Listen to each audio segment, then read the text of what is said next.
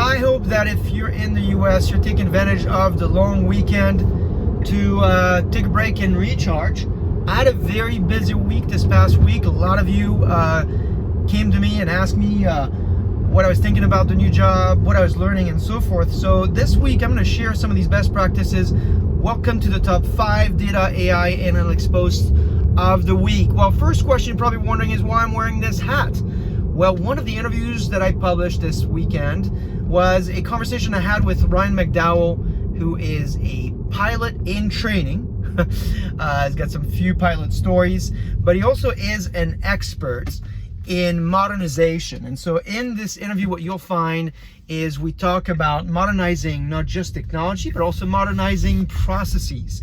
And he shares with us his best practices. There's quite a few there, but he'll start with, not thinking about a big bang approach to modernizing and moving to the cloud. He'll tell you about giving more credit to your business users, and he also will tell you how to use the open source community to your advantage. And so in fact, he's got a ton of resources. He's got over 50 resources his team has built on how to modernize and accelerate scale, and I'm putting that in the link, so hopefully it will help you.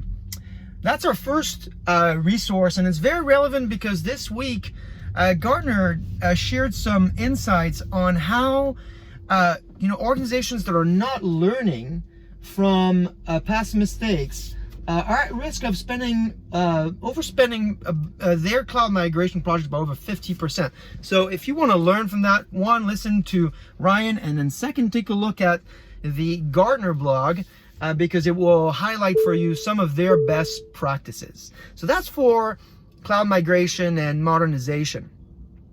Then there's also a great amount of resources that the Gartner team has put this week on data sharing. We joke that data sharing is data caring, but it's a controversial topic because it's hard, right?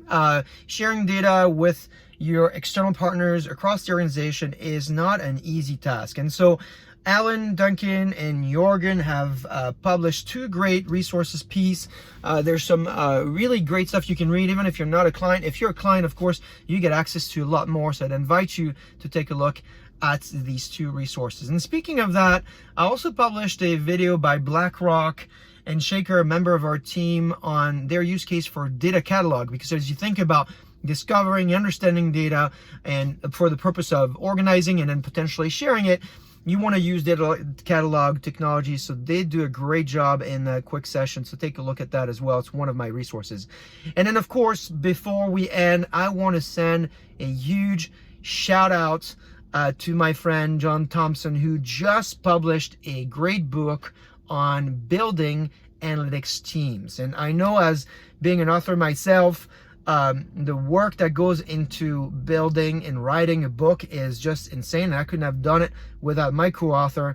And so I want to congratulate John for being at the end of this journey, but also when you actually get the book out, it really is quite a feeling. Now, this book is going to help you a ton. Often when we think about analytics projects, we think about the technology and the project management and all these things, but there is not a ton of guidance out there on how to think about the mindset, how to think about building the team, how to think about setting expectations with your executives, how you pick winning projects.